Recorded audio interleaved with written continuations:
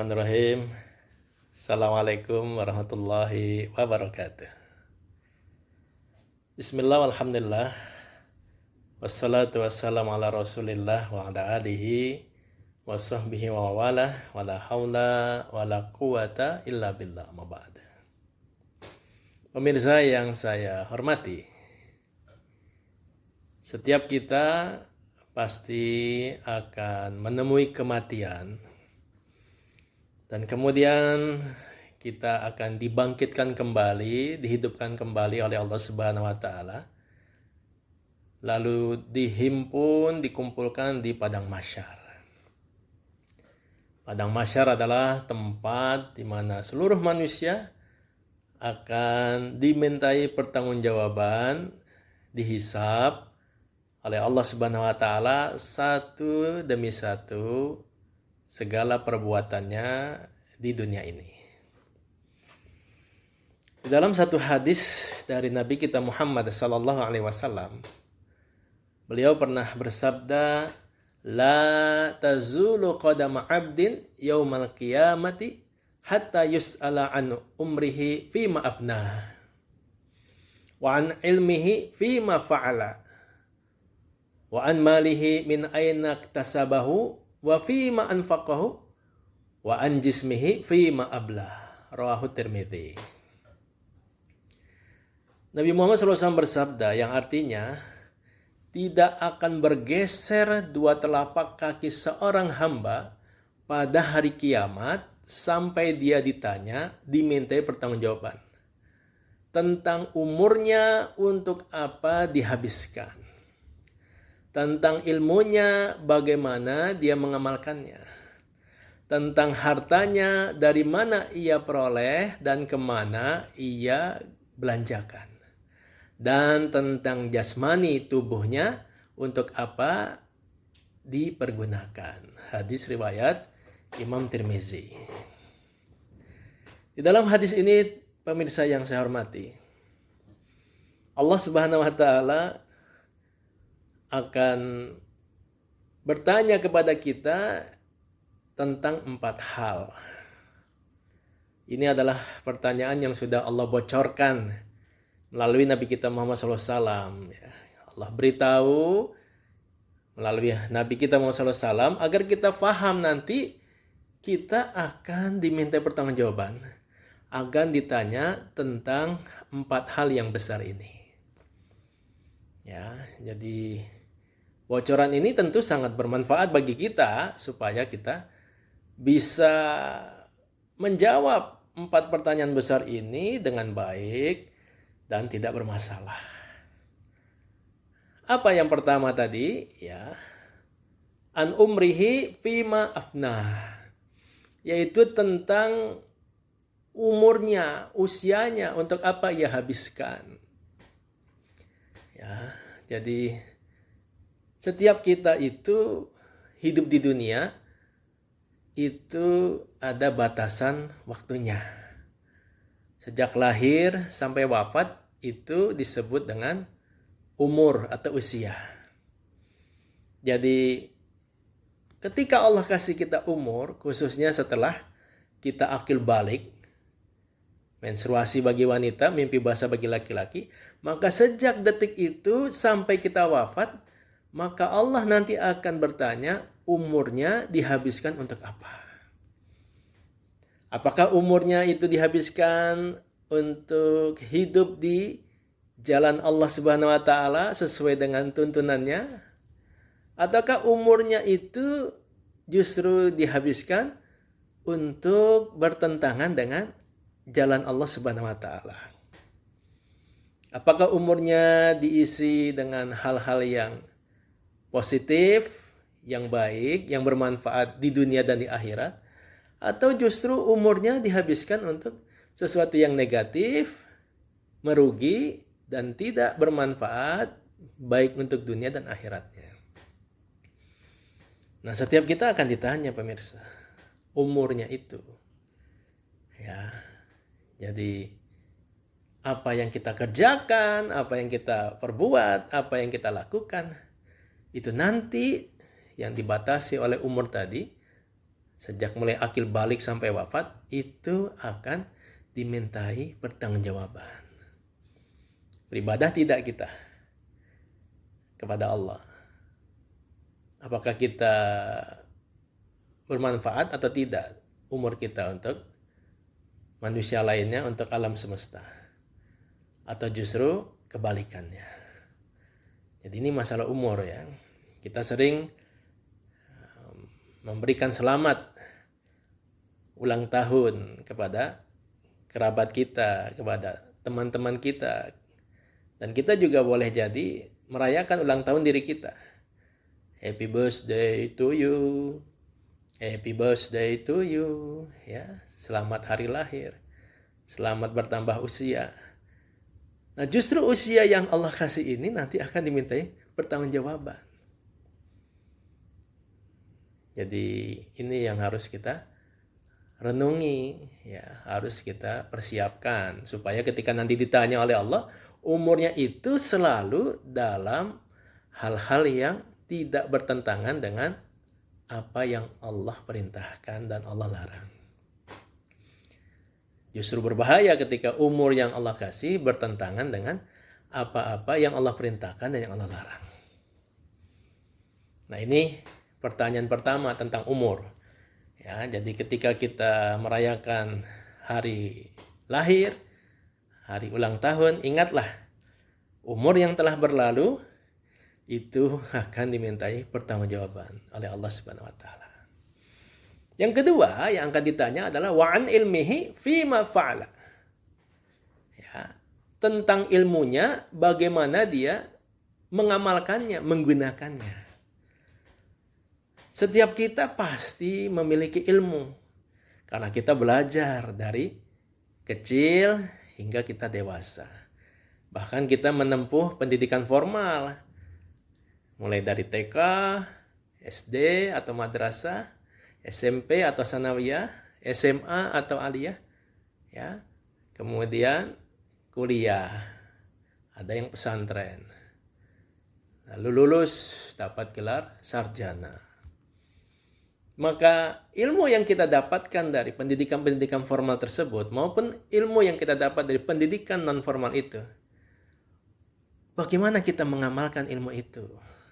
Apakah ilmu-ilmu yang Allah berikan ini kita manfaatkan untuk semakin mengenal Allah Subhanahu wa taala, semakin dekat kepada Allah Subhanahu wa taala, semakin memberikan kontribusi besar buat kehidupan, buat manusia, buat alam sekitarnya?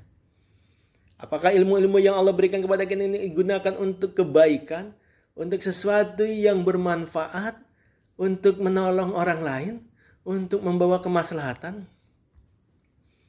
Atau justru ilmu yang Allah berikan malah membuat kita melakukan dosa dan maksiat, melakukan perbuatan-perbuatan yang melanggar ajaran-ajaran agama.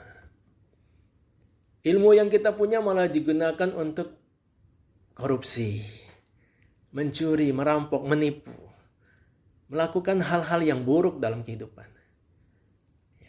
Setiap kita diberi ilmu oleh Allah Subhanahu wa taala, dan ilmu yang kita punya ini akan dimintai pertanggungjawaban. Apakah ilmu yang kita miliki ini kita bagi kepada orang lain, kita beri kepada orang lain, atau justru ilmu itu kita simpan, kita sembunyikan dan tidak mau kita sebar kepada orang lain? Ya, jadi setiap kita diberi oleh Allah akal. Allah berikan kita perangkat otak untuk berpikir. Maka ilmu-ilmu yang kita punya ini hendaknya kita gunakan, kita manfaatkan untuk kebaikan, untuk kemaslahatan, untuk sesuatu yang berguna di dunia dan di akhirat. Ya. Kita boleh iri pemirsa kepada orang yang berilmu, lalu dengan ilmunya dia amalkan dan dia bagi kepada orang lain. Ini ilmu yang bermanfaat. Bahkan ini tidak akan putus walaupun kita sudah meninggal dunia. Dia akan mengalir terus pahalanya ketika ilmu yang kita berikan digunakan, dimanfaatkan oleh orang yang mendapatkan ilmu dari kita. Ya, jadi jangan justru ilmu itu menjadi laknat buat kita. Jangan justru dari ilmu yang kita punya itu malah nanti membawa kita kepada murka Allah. Membawa kita kepada azab nerakanya Allah Subhanahu wa ta'ala. Ya, jadi ilmu, ya apapun yang kita punya, ilmu berhitung, ya, ilmu dunia, ilmu agama, hendaknya bisa kita amalkan dalam kebaikan, dalam ketaatan, dalam kemaslahatan, lalu kita bagi kepada orang-orang yang ada di sekitar kita. Ini yang kedua. Yang ketiga, yang ditanyakan oleh Allah adalah wa'an malihi min aina iktasabahu wa fima anfaqahu. Tentang hartanya, dari mana ia peroleh dan kemana dia belanjakan, dia gunakan. Jadi setiap kita pasti diberi oleh Allah harta, materi, uang, emas, perak, ya, kendaraan, rumah, permata, dan lain sebagainya.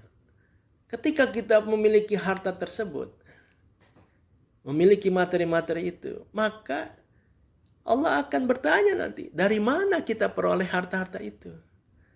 Apakah kita memperoleh dengan cara-cara yang halal, cara-cara yang sesuai dengan tuntunan agama, cara-cara yang penuh keberkahan, dengan bekerja, berdagang, ya, beraktivitas yang sesuai dengan tuntunan agama, tidak melanggar agama, tidak melanggar undang-undang, tidak melakukan satu hal yang bertentangan dengan aturan-aturan yang ada, maka itu berarti kita memperolehnya dengan cara yang baik dan benar.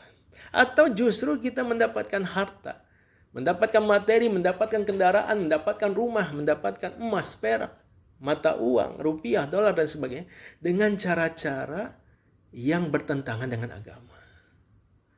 Dengan cara menipu, dengan cara korupsi, dengan cara merampok, dengan cara culas, dengan cara suap menyuap, dengan cara hal-hal yang tidak sesuai dengan apa yang Allah ridhai. Maka ini akan dimintai pertanggungjawaban. Dari mana dia memperolehnya? Ya. Dengan cara yang halal atau cara yang haram? Dengan cara yang benar atau cara yang salah? Dengan cara yang diberkahi Allah atau cara yang dimurkai Allah? Ini akan ditanya, pemirsa. Dan kemudian ternyata untuk harta ini ada pertanyaan selanjutnya. Setelah dia peroleh, dari mana dia dapatkan? Kemana dia belanjakan? Kemana dia gunakan harta itu? Jadi masuk dan keluar ditanya. Sudah dapat, dipakai buat apa itu hartanya? Ya, dipakai untuk apa itu kendaraannya? Dipakai untuk apa itu emas peraknya, mata uangnya, tempat tinggalnya? Apakah untuk mendekatkan diri kepada Allah? Apakah untuk beribadah kepadanya? Apakah untuk membantu manusia lainnya? Apakah untuk memberikan manfaat buat alam sekitar? Atau justru harta-harta materi yang kita punya untuk memperturutkan hawa nafsu? Ya, untuk melakukan kemaksiatan, untuk menzolimi manusia lainnya, untuk melakukan perusakan alam. Jadi penggunaan harta itu akan dihisap, akan diminta pertanggungjawaban. Sebagaimana perolehnya juga akan dihisap. Ya, jadi untuk harta ini dua pertanyaannya, bukan main-main. Ini artinya apa, pemirsa? Artinya orang beriman, orang Islam, ini harus belajar tentang fikih muamalah Islamiyah. Orang beriman, orang Islam harus paham ekonomi Islam atau ekonomi syariah. Karena dia harus tahu cara mendapatkan peroleh harta yang baik dan benar. Dan dia harus tahu bagaimana cara menyalurkan harta yang dia punya itu dengan cara yang baik dan benar. Jadi harus belajar ini. Ekonomi syariah. Karena memang pertanyaannya dua. Ya, bukan hanya satu. Dua. Jadi dia harus tahu ini. Ya, karena harta yang haram, cara perolehannya itu nanti akan membawa murka dan azab Allah Subhanahu wa taala. Penggunaan harta yang haram menambah lagi murka dan azab Allah Subhanahu wa taala. Setiap ada harta haram yang kita dapatkan, cara perolehannya, maka kita konsumsi, kita gunakan dalam bentuk pakaian, dalam bentuk makanan, dalam bentuk segala hal yang berkaitan dengan tubuh kita. Nanti tubuh yang ada di dalamnya unsur-unsur yang haram wajib dibakar oleh api neraka terlebih dahulu. Ya. Bahkan dalam satu hadis, ada seorang yang musafir dalam perjalanan, memakai jubah panjang, rambutnya ya berdebu karena ada di tengah gurun pasir. Lalu dia mengangkat kedua tangan, ya Rob, ya Rob, ya Rob. Dia minta kepada Allah, berdoa. Sementara pakaian yang dia pakai dari uang yang haram, makanan yang dia makan dari uang yang haram, minuman yang dia minum dari hasil cara perolehan yang haram. Bagaimana Allah mengabulkan doanya, kata Nabi Muhammad SAW. Allah nggak terima ketika cara perolehan kita dengan cara-cara yang haram, cara-cara yang bertentangan dengan agama. Ketika kita manfaatkan pada hal-hal yang haram, hal-hal yang bertentangan dengan agama, ini juga tambah lagi dosa dan murka yang akan diterima dari Allah Subhanahu wa taala. Jadi ini yang ketiga, pemirsa, pertanyaannya. Yang keempat, ya, wa an jismihi fima ablah. Tentang jasmani tubuhnya, untuk apa ia pergunakan. Ya, ini badan, ya. Di dalam badan ini ada komponen yang sangat banyak, jantung, paru-paru, ya, hati, usus, lambung, mata, telinga, hidung, mulut, tangan, jari, kaki. Tubuh kita ini digunakan untuk apa? Mata ini digunakan untuk apa? Mulut, telinga, hidung, tangan, kaki ini digunakan untuk apa? Ini akan ditanya nanti. Apakah digunakan untuk sesuatu yang sesuai dengan tuntunan agama atau bertentangan dengan sesuatu yang diperintahkan agama? Apakah jasmani kita ini digunakan untuk sujud, ruku, beribadah kepada Allah, untuk sesuatu hal-hal yang membesarkan Allah Subhanahu, atau justru kita membangkang, kita menyembah Tuhan yang lain, kita gunakan untuk melakukan ritual-ritual perbuatan yang justru tidak diridhai oleh Allah Subhanahu wa taala. Ya. Jadi jasmani ini nanti akan diminta pertanggungjawaban. Ketika kita mengkonsumsi makanan, minuman, ya, mengkonsumsi rokok, mengkonsumsi miras, ya, narkoba, maka jasmani ini nanti akan ditanya oleh Allah. Ya.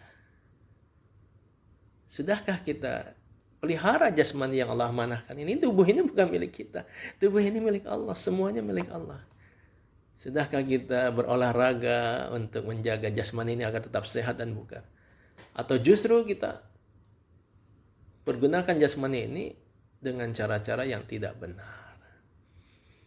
Ya, jadi jasmani, jasad, ya, tubuh ini nanti akan diminta pertanggungjawaban. Kita sering beranggapan, oh ini tubuh saya, bebas-bebas saja, mau ditatoin, mau dirubah-rubah, mau dioperasi plastik, mau segala macam, nggak ada masalah, katanya. Kata siapa? Ini milik Allah, tubuh ini bukan milik kita. Ya, hati-hati ketika kita ingin melakukan perubahan-perubahan, manuver terhadap jasmani kita. Pelajari dulu agamanya, boleh atau tidak. Jangan sampai justru hal-hal yang dilarang oleh Allah kita kerjakan. Nanti akan diminta pertanggungjawaban, karena jasmani ini bukan milik kita, ini titipan. Dan Allah akan meminta pertanggungjawaban atas tubuh dan jasmani kita. Ya. Jadi pemirsa yang saya hormati, ini 4 hal yang akan ditanya oleh Allah di padang mahsyar kelak. Dan ini sudah dibocorkan sejak kita di dunia. Maka ayo kita telaah lagi itu 4 hal pertanyaan tersebut. Lalu kemudian kita isi, kita gunakan sesuai dengan apa yang Allah inginkan, yang ada di dalam Al-Quran dan sunnah hadis Nabi kita Muhammad SAW. Agar apa? Agar nanti ketika ditanya, kita tidak bermasalah dalam 4 perkara ini. Ya. Sungguh beruntung Allah bocorkan, sehingga kita bisa prepare, bisa bersiap-siap, bisa melakukan manuver ketika di dunia ini. Supaya apa? Supaya kita tidak merugi. Ya, karena kalau sudah dikasih tahu bocorannya, tetap saja kita tidak bisa sesuai dengan apa yang seharusnya. Ini artinya kebodohan ada di pihak kita. Kerugian besar ada di pihak kita. Karena Allah akan menetapkan hukumnya, menetapkan sanksinya setelah dia beritahu apa-apa yang harus dilakukan. Jika tidak mau nurut, ya terima konsekuensinya. Jika menurut, ada hadiahnya. Mudah-mudahan kita semua bisa selamat dari 4 pertanyaan ini dengan cara apa? Mempelajari agama dan kemudian mengamalkannya dengan baik. Demikian dari Al-Fakir Muhammad Rubiel Yatim, mudah-mudahan bermanfaat. Lebih dan kurangnya mohon maaf. Wabillahi taufiq wal hidayah minkum. Assalamualaikum warahmatullahi wabarakatuh.